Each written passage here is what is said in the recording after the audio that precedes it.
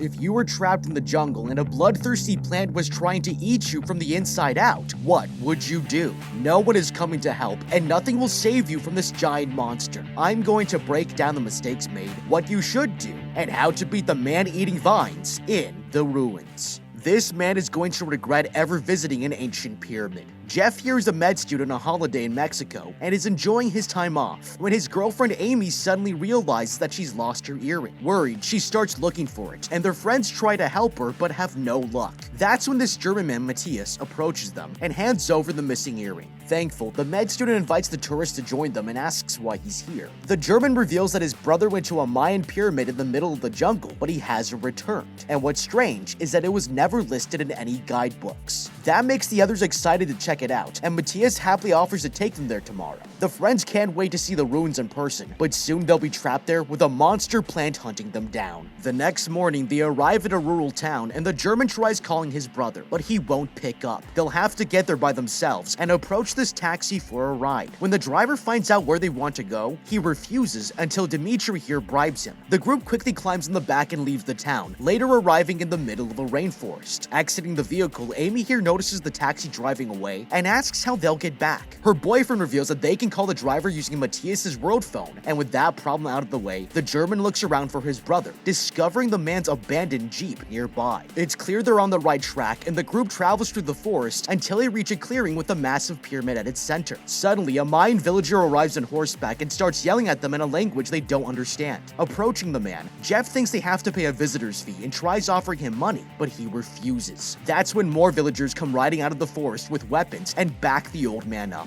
The situation is getting more intense, and with no idea what they want, the med student tells Matthias to show the Mayans a picture of his brother. Carefully, he approaches the men and hands over his phone as Jeff tries to explain why they're here. But as his girlfriend backs out to take a photo, everything goes wrong. The old man panics, pulling out his gun and aiming it straight at her, yelling at the woman in Mayan. This tourist Dimitri thinks the villagers want the camera and walks over to the girlfriend, taking it from her, but that only makes them angrier. He tries giving them the camera, but then the locals shoot him with an arrow, and the old man finishes them off. That makes one survivor down, with 5 more to go.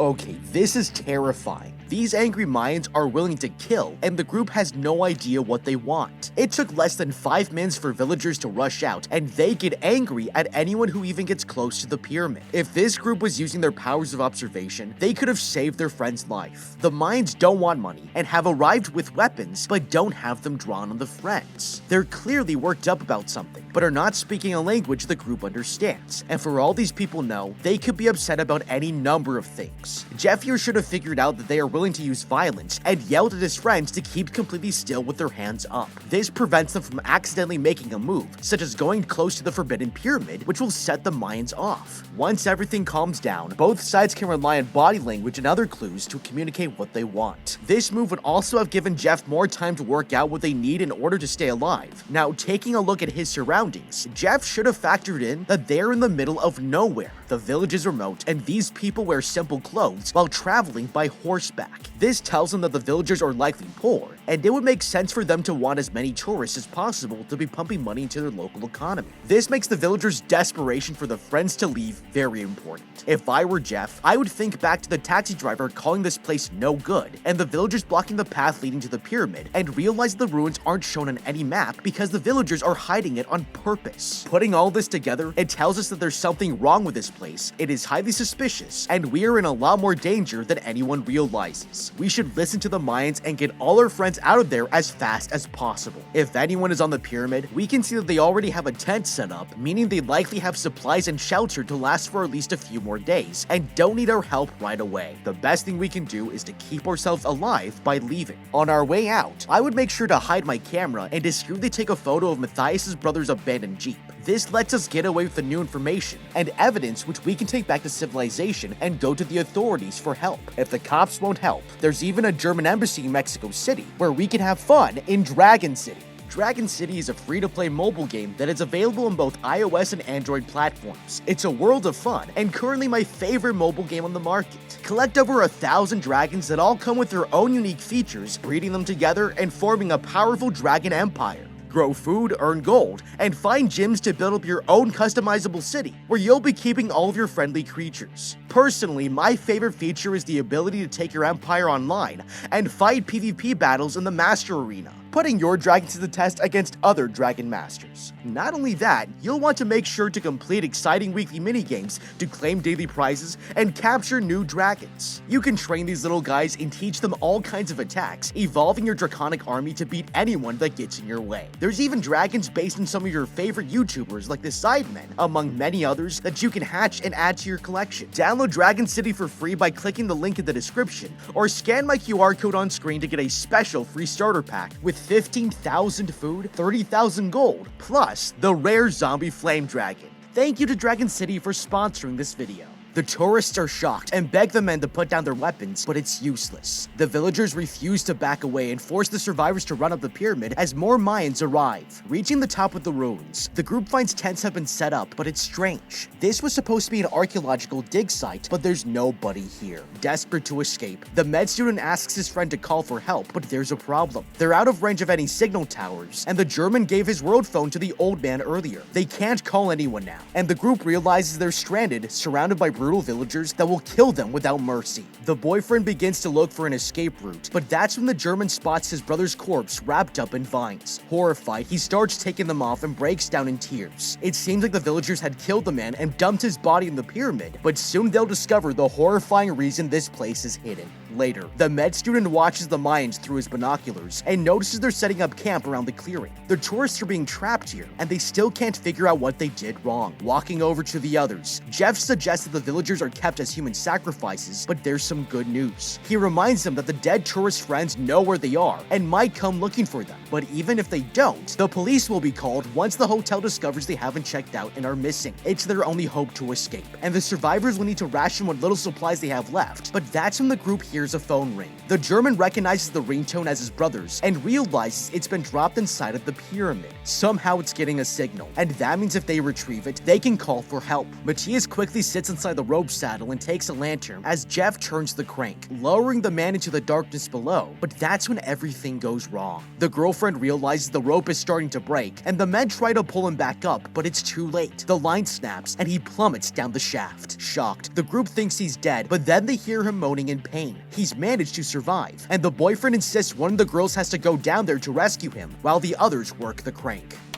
Okay, this group is acting out of sheer panic, and it has just cost them their biggest chance to escape. If they had just taken a moment to breathe, they would have realized the Mayans aren't advancing on them, and there's no need to hurry. The truth is, their biggest concern should be about what is at the bottom of these ancient ruins. When they saw the ruins from the entrance, they can see that this pyramid is easily 4 stories tall, and the caverns beneath could go deep into the forest. If they're trying to get their ringing phone, a fall from that height can easily mean death, with no further hopes of retrieving the phone. Looking around, we can see that there's a lantern here, so if I were in Jeff's shoes, I would first tie the lit lantern to the rope and lower it as far as I can into the pit. As it descends, the lantern will light up obstructions on the way down and the hazards at the very bottom. I would make sure my friends take note of every jagged rock or slippery surface we spot, so when it's time for one of us to go down the shaft, we will know exactly what to avoid on the journey down. This will let us test if the rope is safe for use by human, because we will be able to see the rope unspooling as it sends the lantern down, and get a glimpse of the entire length of the rope. This will help us to easily spot any points of weakness, such as fraying portions. Considering regular rope made of hemp or jute can start to decompose after just 3 months, we need to be as careful as possible with our only rope and pulley, because we have no idea how old this equipment is. This means that checking the integrity of the whole length of rope is a key step, which should not be overlooked. If portions of the rope are found to be damaged, or if the rope isn't long enough to reach the bottom, we can replace or reinforce them with the duct tape and utility straps from the campsite or the group's supplies. Once they are ready to send someone down, Jeff should also have made it clear Matthias is not the man for the job. He is easily 30 pounds heavier than the women, and more likely to cause the rope or wooden support structure to break. If Jeff keeps all 3 men above ground and sends one of the lighter women like Stacy here down, 2 men can keep a hold on the rope so the old wooden structure doesn't have to support her entire weight, while the 3rd man works the pulley. As she is lowered, Stacy can also hold on to the multiple crevices within the rock walls of the shaft. This allows her to be anchored at all times, and if the rope system fails, she will not fall straight into the dark pit below. The group needs to ensure Stacy gets down without injury. If there is an unanswered phone deep in these caverns, this means that something has happened to its owner, and Stacy needs to stay nimble and prepared to run from any creature or Mayan warrior leaking in the dark. She is clearly a trooper and up for the task, and Stacy here is the best shot to save the injured German. The blonde woman volunteers and steps into the sling, determined to rescue the man. She's lowered down into the well with an oil lamp, but as Stacy nears the bottom, she discovers the rope isn't long enough. That's when she spots the German laying on the ground pleading for help, and she decides to jump down to save him, but that was her worst mistake. The woman falls to the ground, scratching open her knee, and desperately tells the others to give her the matches. When they drop it down, she quickly lights the lamp and covers up her wound with a shirt. She's terrified to be here any longer, and that's when Matthias here reveals that he can't move his legs. Warning the others, the woman tells them that the German is paralyzed, and the boyfriend suggests that they build a backboard to bring him to the surface. His girlfriend disagrees, pointing out that it's too dangerous to move the man, and runs off to ask the locals for help. Rushing down the pyramid, the woman begs the villagers to rescue their friend, but they don't understand and still refuse to let them go. Her boyfriend reassures her that everything will be okay, trying to calm the girl down, but it's too much for Amy to handle. She's furious that the locals are trapping them here and throws a vine at the Mayans, hitting a child. Confused, the survivors watch as the other villagers back away from the kid and point their weapons at him. They don't know what's going on and are shocked when the old man executes the boy on the spot. They can't believe what just happened, and the villagers then turn their attention to the tourists, forcing them to go back up the pyramid. A few hours later, the boyfriend realizes that the child was only killed after the vine touched him, and his friend points out that everyone in the group has touched the plant. For some reason, the vines terrify the locals, but they're interrupted when they hear the phone ring.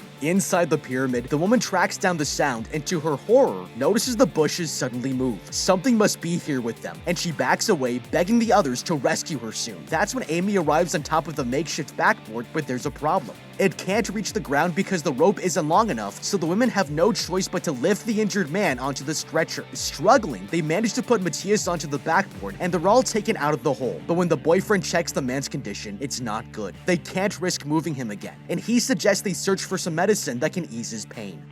Okay, this group's bad choices may have just left this poor man paralyzed for life. Looking at the odd way his body is twisted, and knowing that he can't move or feel his legs, it's very likely Matthias has a spine injury and should not be moved. Instead of lifting him onto the backboard and bending his spine, the girl should have untied the backboard so they can place it on the ground and carry him onto it with as little movement as possible. They can then strap him in before lifting the entire board to keep his spine in place as they carry him up. Even better, they can untie the extra rope from around Matthias's waist and use it to lengthen the rope attached to the pulley, so the backboard can be lowered all the way to the ground, and Matthias can be lifted directly from there. With the Germans safely out of the pit, Jeff and the group can now focus on using what they found out about the vines against the Mayans. If the Mayans are so terrified that they are willing to kill a defenseless boy from their own village just because he touched the plants, it is clear they will turn on anyone who comes in contact with the vines. This is all the information the friends need to take down their Mayan captors and escape this nightmare. If I were Jeff, I would ask my friends to help gather up as many loose rocks as we can from around the campground or pyramid steps, then wrap them in vines to form the ultimate chaos-causing weapons to launch at the Mayans. To get throwing distance for my poisoned pebbles, I would raid our first aid kit for any tourniquets or elastic materials, and make 4 slingshots for the group. If we wait till the cover of night to sneak into the thick foliage on either side of the pyramid steps, we would be in the perfect position to fire on these villagers. Looking at the camps at the base of the pyramid, we can see that there are about a dozen Mayans guarding the path back to the car, and I know from Matthias's hand-drawn map that this is the only exit from the ruins. The good news is, my friends and I won't have to kill them all. Only about half the Mayans have weapons, and the ones with guns are a bigger threat than those with bows and arrows. These should be the men we target. If we wait till night, then launch a barrage of rocks wrapped in vines at the villagers, we will just need to hit 3 of the men with guns in order to save our lives. When they notice the vines attached to the rocks, the villagers will start to panic, and it's very possible they will kill each other off for us. This absolute bloodbath will be the perfect distraction for us to take the keys to the Jeep and run like crazy into the jungle. We will have to leave Matthias behind,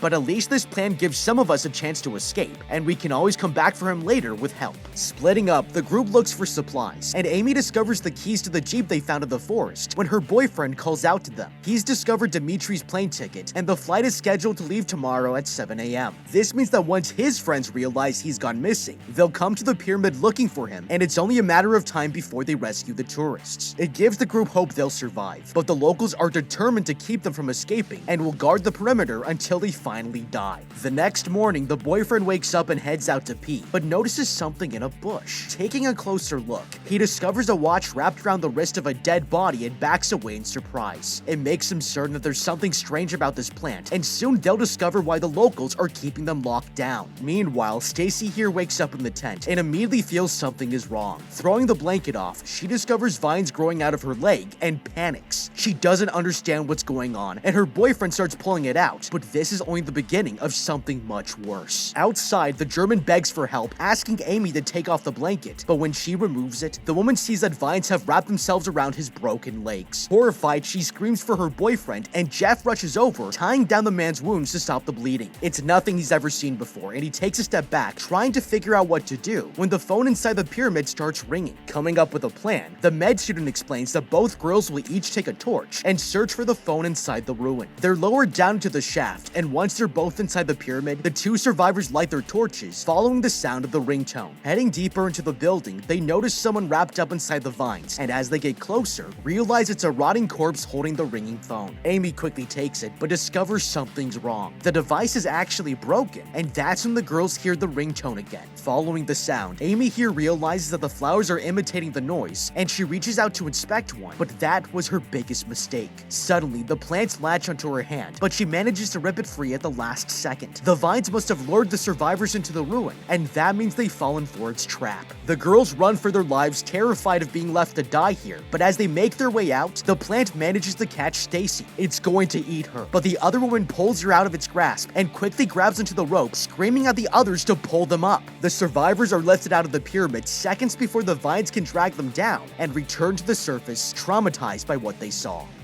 Okay, everyone on this pyramid is in grave danger. The plants can move and think on their own, and there is nothing stopping them from killing us whenever they want. The flowers here aren't just imitating the sound of any cell phone. The noise they are making is the exact ringtone of Matthias's phone. This means that the plants can hear and understand everything that goes on around them, enough to know that the sound of a ringing phone would lure the humans into its trap. With this in mind, the friends now need to be very careful about everything they say to each other while on this pyramid. This group already has many cracks with them, and the plant is intelligent enough to use everyone's secrets against them, imitate their voices, and divide the group so that they are easy prey. Amy here has flirted with Matthias the night before, and isn't happy that Eric wants to bring it up in front of her boyfriend. All five of them need to keep their lips sealed now, and not bring up any issues that can be used against them in front of the plants. The group should also make it a rule not to believe anything they hear unless they can see the person who is speaking. Since they have now found at least 3 victims from the previous group, it is a safe bet that the plants know what humans in distress sound like.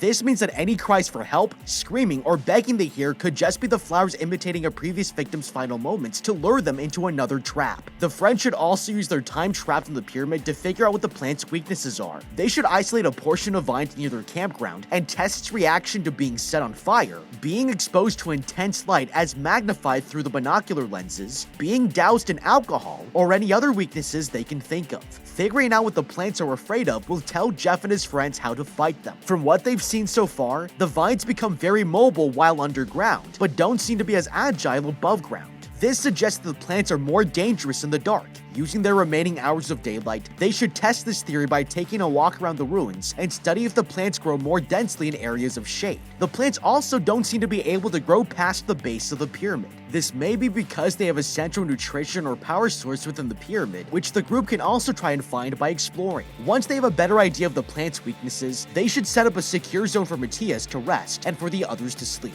If fire or heat repels the vines, the group should then dig a ring-shaped fire pit around the tent, which the person standing guard each night can continually fill with hot embers, while the rest sleep safely inside.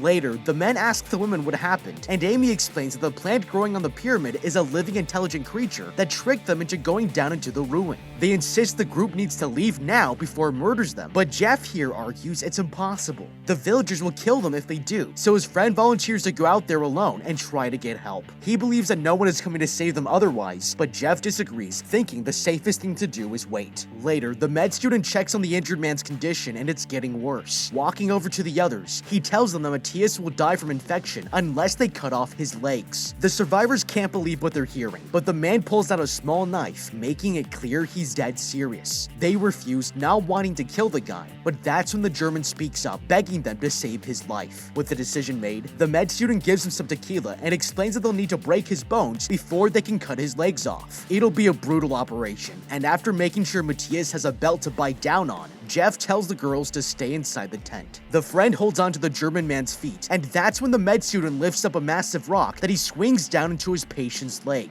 The man screams in pain as the other survivor starts cutting through the bone and uses a burning hot pan to cauterize the wound. It's a horrific experience, but he manages to remove both legs, saving the German man's life. That's when the girlfriends come out, disgusted by the sheer brutality of what the med student has done, and suddenly spot Vines pulling the amputated legs away. The group stares in shock at what they're seeing, and realize with the monster covering the entire pyramid, they're surrounded by a creature that won't stop hunting them down. That night, the med student walks along the base of the pyramid and begins to come up with a plan as the man on the other side of the clearing follows his every move. Meanwhile, his girlfriend talks with Eric, and the man tells her that their only chance to survive is running out of here. There's no way anyone will come to their rescue, and that makes Amy break down in tears. Feeling sorry for her, he comforts the woman, but that's when his girlfriend walks up. She's furious, accusing the man of cheating on her, and insists she heard them. Approaching the group, the med student asks what's going on, and the blonde explains what she thinks happened, but Amy insists she's being delusional. Suddenly, Jeff hears the German man choke and sees the vines crawling into his mouth. Horrified, he rushes over to stop the plants from killing him and starts pulling them out of his body, but it's too late. The man is dead, and that makes 2 survivors down, with 4 more to go.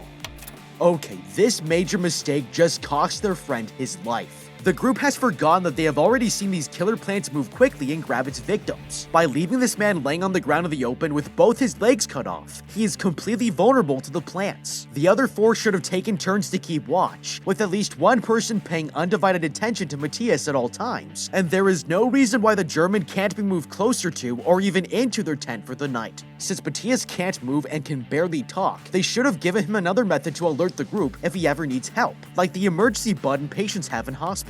If we want to give him some form of defense after amputating his legs, Jeff here could have filled one of these metal containers with gravel, then strapped it to Matthias's wrist as an emergency alarm. This would have saved his life when the vines engulfed his face, since he could alert the others to help by shaking his wrist and loudly rattling the gravel in the container. This idea will bring our friend some comfort, but realistically speaking, this guy is doomed. We are hours deep in the jungle with no water, no way to transport him out quickly, and no guarantee the car even still works. He is going to die here. With this in mind, we should strongly consider using him as a decoy when he dies. There are currently 3 bodies in the pyramid belonging to the German brothers and the woman inside the caverns. The group should retrieve all 3 bodies and help to make it appear as if the vines have been eating their flesh. Jeff and Amy here should swap clothes with a male and female corpse and lay low within the ruins. The other couple should then carry all 3 bodies to the foot of the pyramid, act like they are grieving, and start an argument with the Mayans. The villagers will see the couple and the 3 bodies and think all 5 friends are accounted for, diverting most of their manpower to keep watch over that one side of the pyramid.